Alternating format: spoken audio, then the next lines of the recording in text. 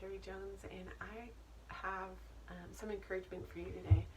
We often glorify when we read the scriptures, this woman named Mary. She had a sister named Martha, and Martha, the classic story is that Martha was super busy, and her sister was just sitting there not helping her. Martha was trying to take care of Jesus and his disciples, and her sister Mary was just sitting at his feet, listening to him and not helping her at all. And Martha gets angry and asks Jesus to tell Mary to help, and Jesus refuses. He says, Mary's chosen the better thing. She's sitting here at my feet. And that's the story we normally tell. Let me be a Mary and not a Martha. But if you keep reading, Martha's pretty amazing. And she rises from this moment of correction, and it does not shake her faith in Jesus. She's not angry. She's not defensive. And a few chapters later, she has such a moment of brightness that I would like to read to you her story as an encouragement, because I think Martha can give us a lot of courage right now in the middle of this pandemic. What I'm reading is my fictional take on that story. So I wrote a book called The Compelling Heart of Christ, and it's a devotional, really, 12 chapters. Each chapter starts with a fictional retelling of a Bible story and then ends with how a testimony from my life or someone I know of how we encounter Jesus in the same way today. But this time I'm going to read from you from chapter 10, and this is a story about Martha and her interaction with Jesus. It's called She Went Out to Meet Him. Wiping the sweat from her brow, Martha pulled another loaf from the oven. The friends who had gathered to mourn with her and her sister Mary kept trying to help with the food, but it felt better to do it herself. Setting apart a small bundle of food for Mary, Martha carried the remainder of the food on a tray for their guests. She made her way to the courtyard, leaving the crowded room behind her and wishing she could leave her crowded emotions there as well. When will Mary eat? She must eat, she thought. When their brother Lazarus had died, grief had hit Mary like a flood. It was as if it had emptied her of every emotion, and now she barely ate. By contrast, grief had built up in Martha like a dam. She was determined to be strong. As she went through the motions of feeding and comforting her friends and family, Martha could feel the sorrow swelling within her as pressure in her chest. Where Mary could hardly eat, Martha could hardly breathe.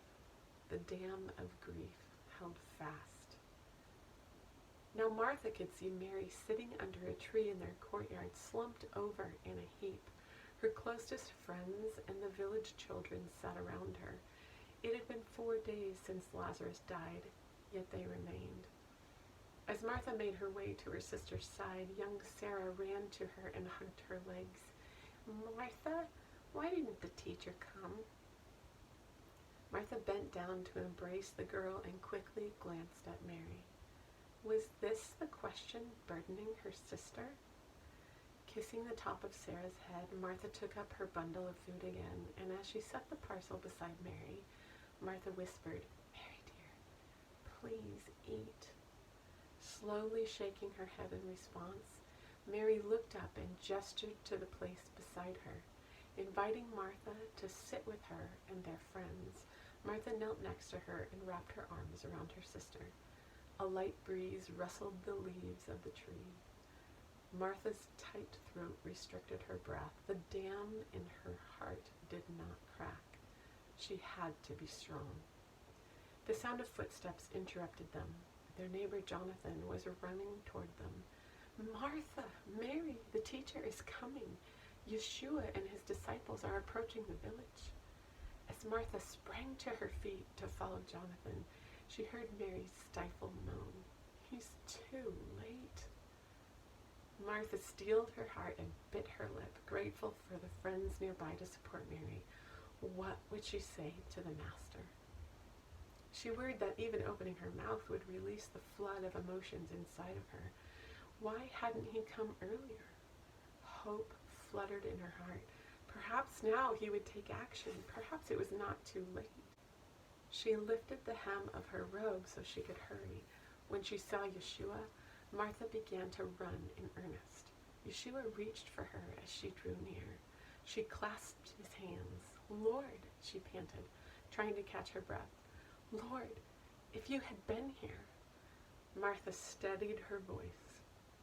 "Lord, if you had been here, my brother would not have died." Then, with calm deliberation that belied the pain in her heart, Martha looked the teacher in the eyes and continued steadily, "But even now I know whatever you ask from God, God will give you." Squeezing her hands, Yeshua nodded. His eyes were warm and searching as they seemed to probe the depths of her being. He assured her, "Your brother will rise again, Martha." Martha continued impatiently, "I know that he will rise again in the resurrection on the last day." Her heart beat so loudly in her chest she felt it would burst. "I know who you are," she thought, but could not say it out loud. "I know what you can do, but will you do it for us?" As if reading her thoughts, Yeshua said to her, "I am the resurrection and the life. Whoever believes in me, though he die yet, he shall live. And everyone who lives and believes in me shall never die. Do you believe this?" Tears began to brim in her eyes, but the dam held. Martha nodded. "Yes, Lord, I believe that you are the Christ, the Son of God who is coming into the world." She remained with her eyes fixed on his face, while the crowd around them stared at her in amazement. Jesus' own disciples looked on in stunned silence at Martha's declaration of faith in the midst of her grief. Martha alone saw all that crossed Yeshua's face. She saw his quiet nod of assent and the light of approval in his eyes. It was as if the teacher was saying, "I know who you are as well, Martha. Thank you for all you have done for me." What strikes me about this story is her sister Mary was really good at dwelling at the feet of Jesus, but in this moment of difficulty, she did not believe. She did not know who Jesus was. She could not see that Jesus had the power to raise her brother from the dead. So I'm so inspired by Martha. This is a woman who was angry and bitter, and Jesus corrected her, and she was not defensive. She did not turn away. Instead, in this next moment after her brother died, she stood strong in her faith. She let her belief in who Jesus was give her courage to tackle the challenge in front of her. And she kept faith even though her brother was dead and buried in the grave. And this is who I want to be. This is the person that I want to be. I want to be a woman who knows who God is so thoroughly, so with such grit and determination, that I am not discouraged by challenges that I face, and that I know that Jesus is the resurrection and the life. So even in the middle of a pandemic, I don't go to hopelessness and fear. So that's my encouragement for you today. I hope that's encouraging to you. If you want to read more of The Compelling Heart of Christ, you can buy it on my website, compellingheart.com, or you can buy it on Amazon as well. So I hope that's an encouragement to you today. Let's be Marthas in this season. Take a little bit of Mary and a whole lot of Martha right now and stand strong in our faith. Thanks.